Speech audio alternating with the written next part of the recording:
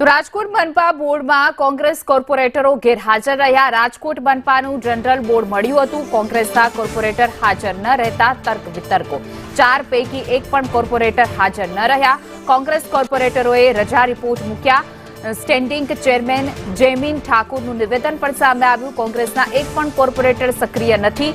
કોંગ્રેસ માત્ર મીડિયામાં છવાઈ જવા નૌટંકી કરે છે।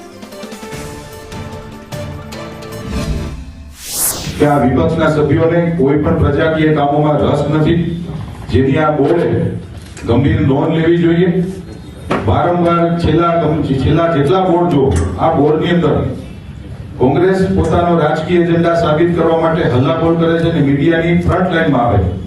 આજે એક પણ સભ્ય વિપક્ષનો 4 સભ્યોએ દુઃખ સાથે કહેવું પડે કે રજા રિપોર્ટ મૂક્યો છે। એટલે આ સાબિત કરે છે કે કોંગ્રેસ જે 100 વર્ષ જૂની પાર્ટી છે એ પ્રજાથી વિમુખ થાય છે અને ભારતીય જનતા પાર્ટીના સૌ સભ્યો આજે